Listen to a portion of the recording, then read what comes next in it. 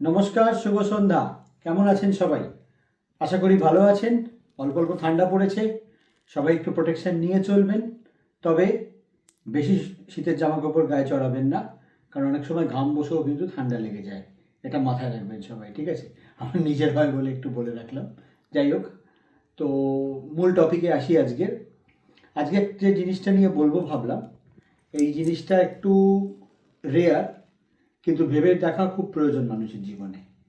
টপিকটি হলো মানুষের জীবনে ইতিবাচক এবং নেতিবাচক কোনো জিনিসের প্রভাব কতটা এবং কিভাবে পড়ে সেটা।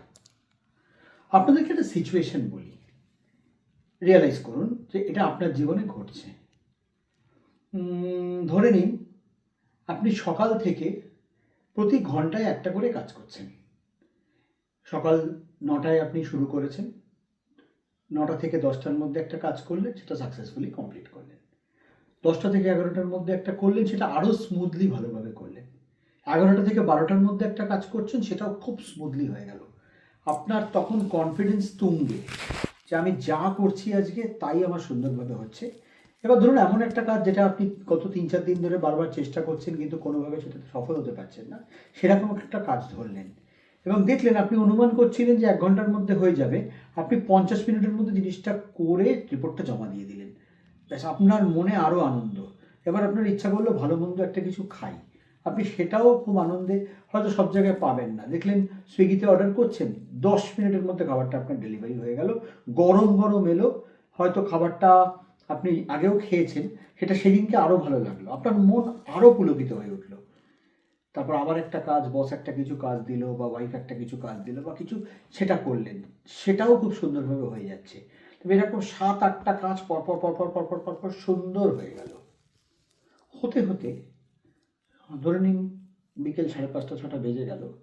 এবার আপনি কিছু একটা ভাবছেন, এটা করবেন ওটা করবেন, সেটা করতে গিয়ে আপনি আটকে গেলেন।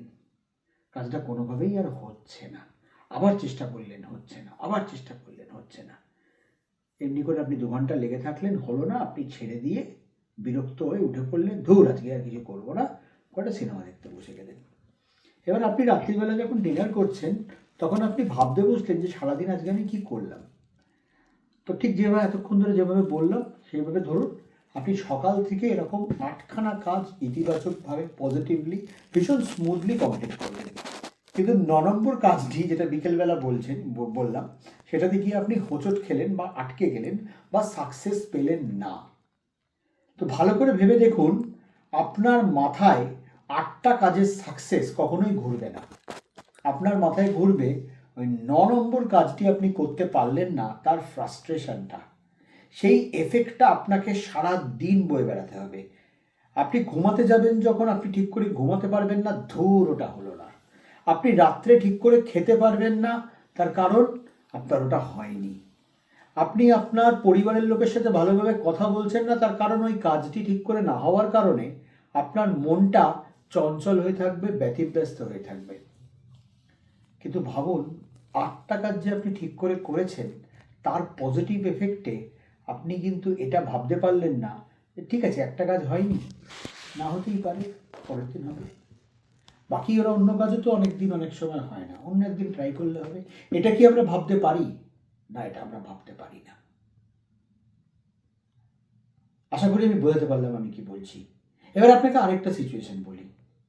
ধরুন আপনি প্রতি বছর একটা করে প্রাইজ পান, কোনো না কোনো কাজে, কোনো সমাজ সেবামূলক কাজে আপনি ভালো কাজ করেছেন, আপনি একটা প্রাইজ পেলেন। আপনি একটা দারুণ পরিবেশ সচেতনতা নিয়ে একটা আর্টিকেল লিখলেন, সেটা নিয়ে আপনি প্রাইজ পেলেন।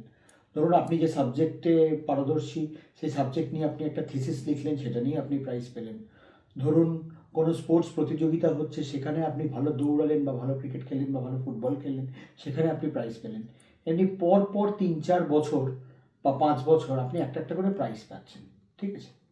তো ষষ্ঠ বছরে গিয়ে হঠাৎ করে কোনো এক আপনার পুরনো শত্রু আপনার পেছনে কোনোভাবে লাগবে বলে বা আপনার ক্ষতি করবে বলে আপনার নামে একটা ফলস অ্যালিগেশন করে আপনাকে একটা চুরির বদনাম দিয়ে দিল, বড় কিছু একটা চুরি। ধরুন একটা কারোর অ্যাকাউন্টের থেকে টাকা জালিয়াতির চুরি, বা ধরে নিন একটা কারোর গাড়ি চুরি বা কারোর নেকলেস চুরি। এরকম একটা চুরির জালিয়াতির একটা বদনাম দিয়ে দিল আপনাকে। তো দেখবেন সমাজে আপনি এতগুলো প্রাইজ পেয়েছেন, আপনি স্পোর্টস ভালো করেছেন, আপনি পরিবেশের সচেতন সমাজ সচেতনতার জন্য যে লিখেছেন, কাজ করেছেন, বা কোনো বয়স্ক বৃদ্ধ বা বৃদ্ধাশ্রমের জন্য আপনি কিছু করেছেন, এই যে এত বছর ধরে আপনি প্রাইজ পাচ্ছেন, এটা মানুষ মনে রাখবে না। কিন্তু ওই যে একটা জালিয়াতির কি না জিনিসে আপনার নাম জড়িয়ে গেছে, সেইটার এফেক্টে আপনি বাজারে বেরোলে, এই দেখ ও যাচ্ছে ওর এটা, এই দেখ ও যাচ্ছে, ও এই খারাপ কাজটা করেছে, এই দেখ ওর ওটাতে নাম জড়িয়েছে, এই নেগেটিভ জিনিসটার মধ্যে আপনাকে যেন, আপনি যেন ব্যতিব্যস্ত, আপনাকে সমাজ বাঁচতে দেবে না। ওই একটা সত্যি মিথ্যে সমাজ বিচার করবে না, কিন্তু ওই একটা নেগেটিভ জিনিস আপনার এগেনস্টে প্রচার হওয়ার জন্য আপনাকে, আপনার তিষ্ঠনটা বড় দায় হয়ে উঠবে। এটাও তো এক মানুষ তো মনে রাখে না যে সে কটা ভালো জিনিস করেছে, একটা কিছু রটলো কি না, সত্যি মিথ্যে যাচাই করা দূরে থাক, গায়ে একটা খারাপের স্ট্যাম্প পড়ে গেল, এটাও ঠিক তেমনি পজিটিভকে নেগেটিভ ছাপিয়ে গেল। ঠিক তেমনি আপনি উল্টোভাবে আসুন।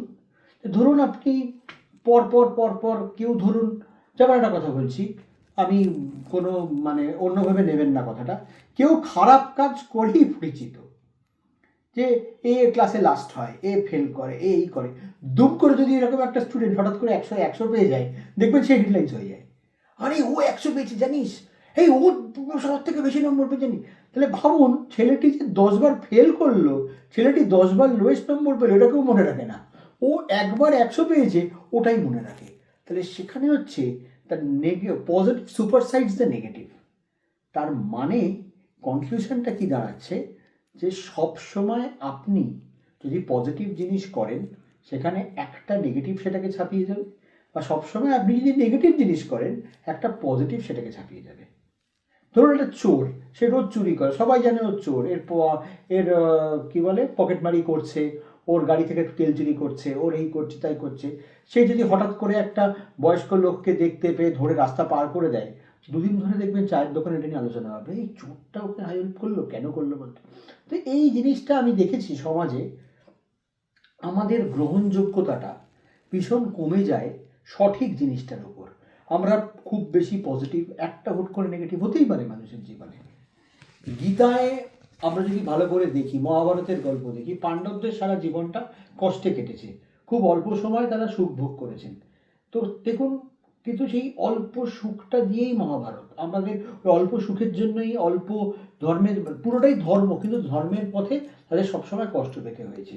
তবুও আমরা সবসময় শিখি যে আমাদের ধর্মপথে থাকতে হবে, আমাদের সত্য পথে থাকতে হবে। ঠিক তেমনি আমাদের জীবনটাতেও পজিটিভ জিনিস করে করে একটা নেগেটিভ হলে দাগ লেগে গেল, আমাদের এটাকে কিন্তু ছেড়ে বেরোতে হবে। আমাদেরকে মনে রাখতে হবে যে আমরা পজিটিভ করছি, একটা নেগেটিভ হতে পারে, আমাদেরকে এটা ছাড়িয়ে বেরোতে হবে।